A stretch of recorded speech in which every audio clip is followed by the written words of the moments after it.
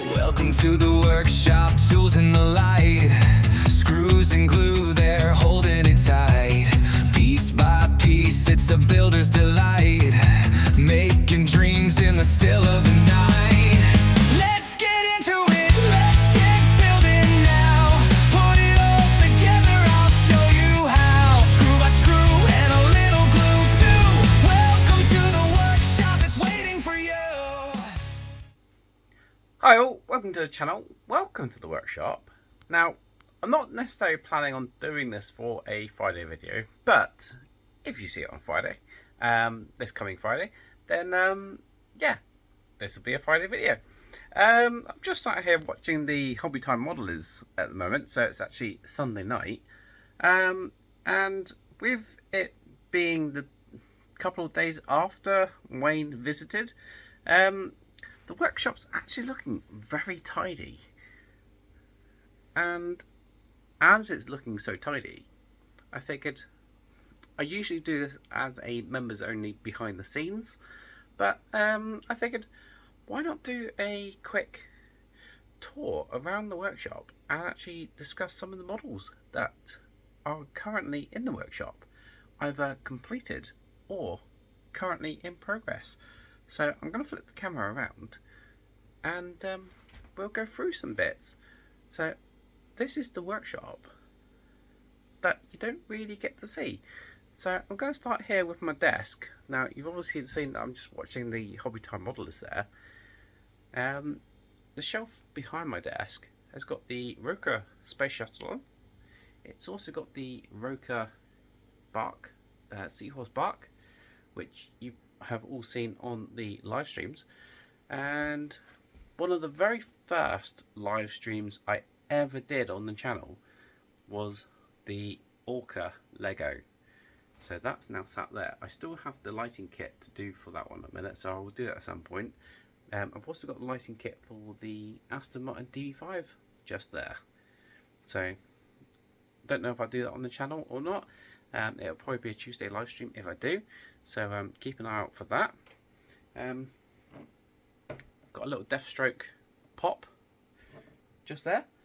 Got various pops sat all around the workshop, mostly Iron Man. But these sort of things you don't normally get to see on the channel.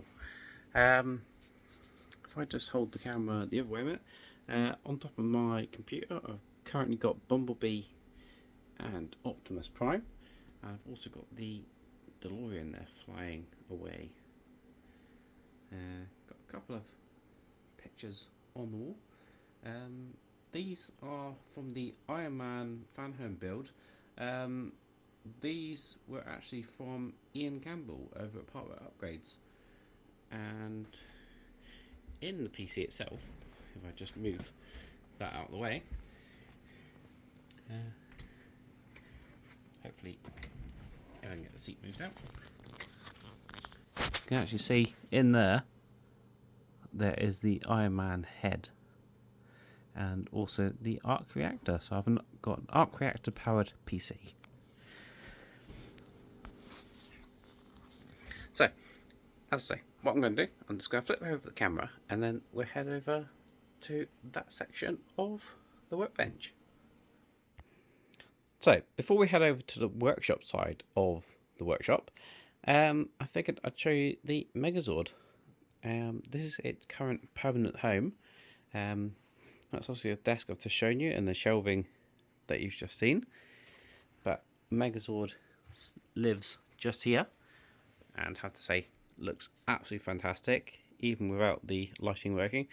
I've got the little one there as well just as a bit of a demonstration and scale, and I think that looks absolutely fantastic with the two of them there.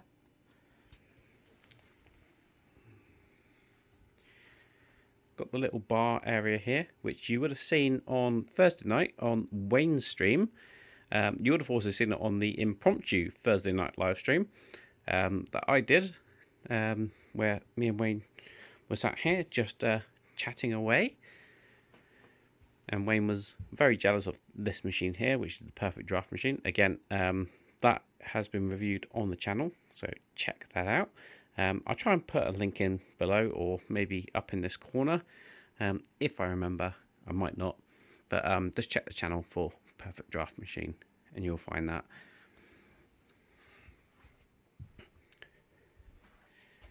So, over this side, obviously we do have the bar area. We've got the Perfect Draft Machine I just mentioned.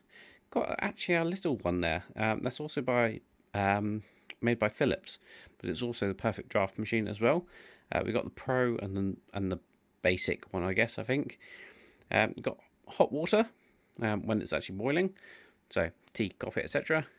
Got my Trotec mug there. If you don't know what that's about, check out some of the previous posts on the channel. But Trotec are the laser beast makers at Mike Lane's workshop, and they were kind enough to create one for myself, Ian, and Todd at Marvel Phoenix. So check that out as well. We've got the K1 Max there. Really love that printer. We've also got the GK2, which is a resin printer. We've got the workbench that you're all familiar with at the moment. And on the lower section here, we've got a few finished models, with the exception of that one in the middle. So we've got the Skyline, just waiting on the potential replacement parts for the stripes on this one. We've got the Super Impreza. That was a blink and you miss it sort of kind of thing. Obviously I did that in under 24 hours. Absolutely fantastic build until the point I got to put the body on. Then it was a bit of a pain, but it's finished, and I have to say it looks absolutely fantastic. We've got the Agora models, Aston Martin DB5. This is the No Time to Die version, and obviously I did this for the diorama, which was a Spectre version, and now being built up to the No Time to Die spec. Again, fantastic model. Quite a bit way to go yet. I think the last video I did for this one was pack 7. The body obviously is pack 9, so technically it's sort of ahead of where it should be, or how it should look. And then we've obviously got the 1966 Batmobile.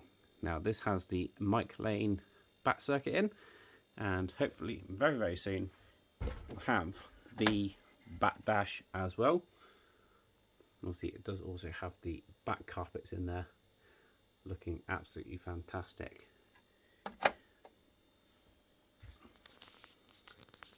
Oh, and we've also got this. Unfortunately, I need to glue this in place, really. But this is my original Alpha circuit and the original board. Now, I let Mike borrow the Knight Rider car or kit. He managed to break this, so he kindly replaced it for me, which is why you've got the light bleed here through the voice box. It obviously shouldn't be like that, and it isn't in the normal circumstances. So I still had this, and I kept hold of it. I could probably try and fix some sort of light bleed on that one with something in the near future. But for a nice little display point, it works just fine.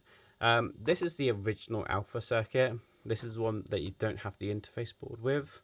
This still has an SD card. So Mike's given me the new one that has the interface board. So I just decided I'd do a little mount for Mike, and I think that looks absolutely fantastic. We do have the scanner here as well. This is not a Mike Lane scanner, this is the original nose and scanner, but it can still run from the Alpha circuit. But I figured, nice little display piece. I've got this sign here. Now, I've taken this one down, but it should normally live just up there, and you would have seen it on some previous videos.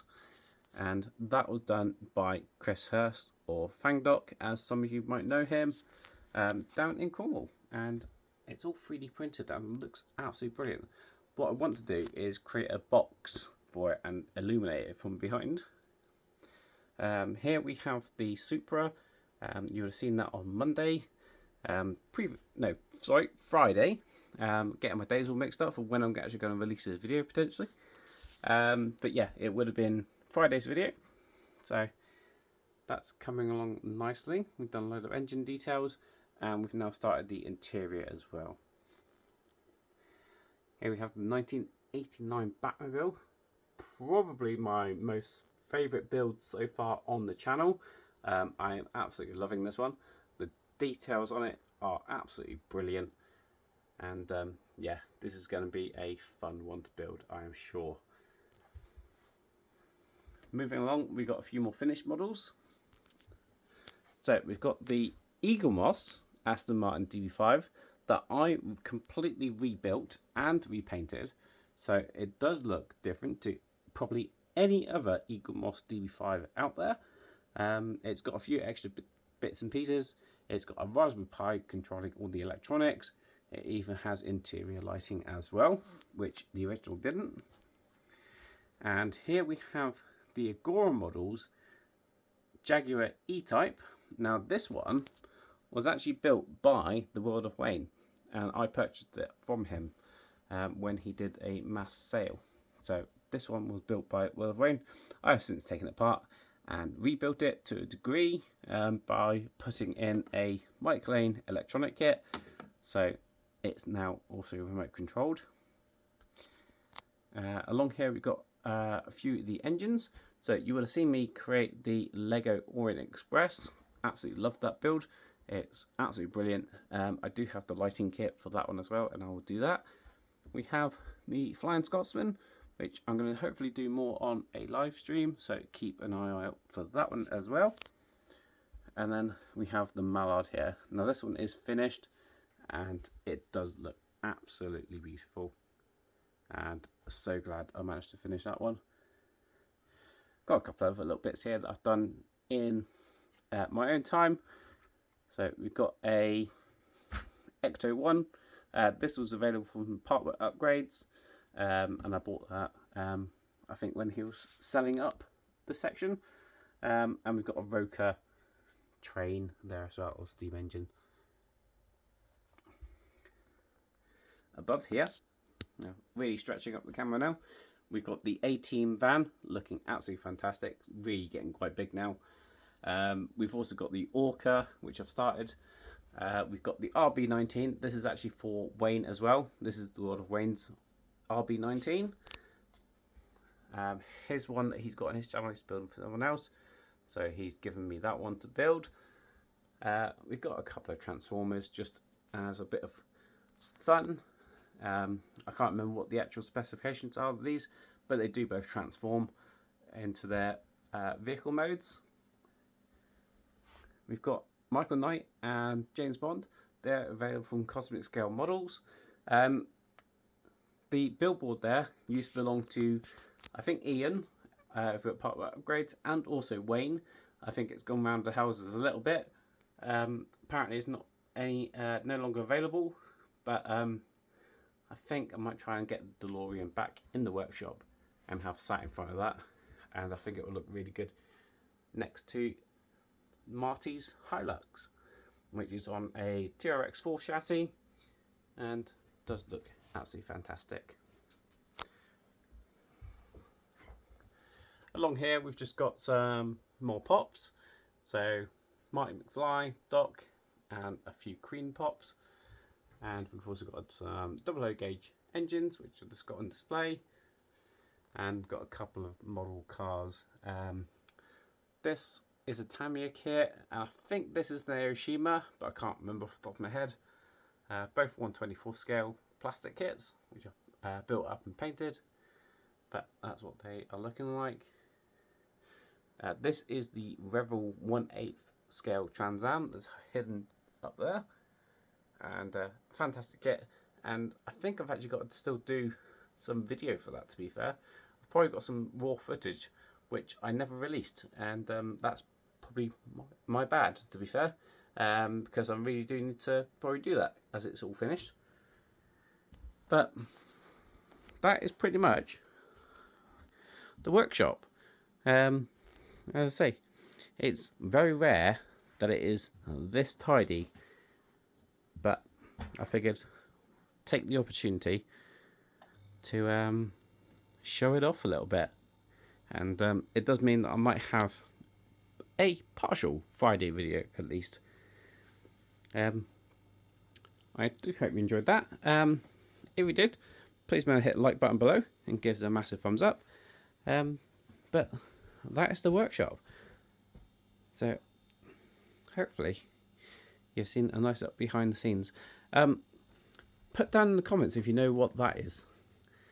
And I'll give you a clue. It's not Bart Simpson's head, as someone may have called it at some point. So let me know on that one. But there we are. Hopefully you enjoyed that little behind the scenes of the workshop. And hopefully I'll catch you on the next one. Cheers!